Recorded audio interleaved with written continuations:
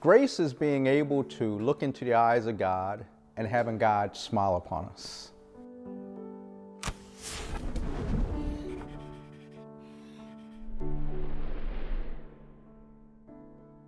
My first encounter with grace was the beginning of my ministry.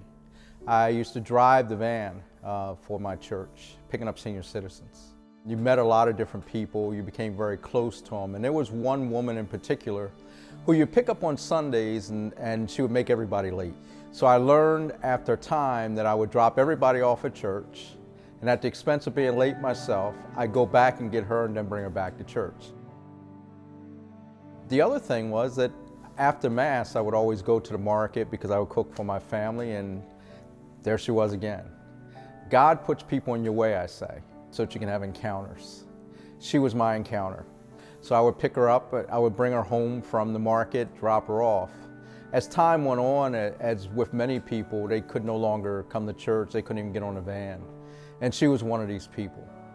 For some reason, I felt compelled to take her supplies on Sundays. She always would accept them, she never said no.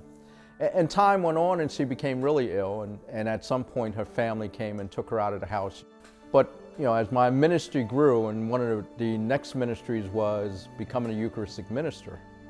And as I stood in the back of church waiting to be instituted as a Eucharistic minister by my pastor, I said to him, so do you want me to take her communion this Sunday?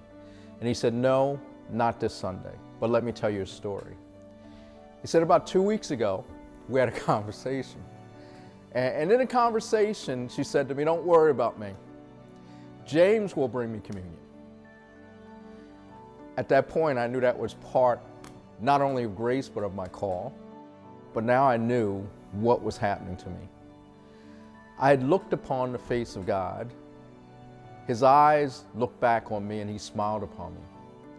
Jesus says it this way in his word. He says, whatsoever you do to the least, that you've done unto me. I was able to live out the gospel. I understand that now, and I understand what his grace is. And it's something that we all feel selfish about when we're doing things for people. But over time, you learn not to feel selfish and just accept the grace because you know what it is.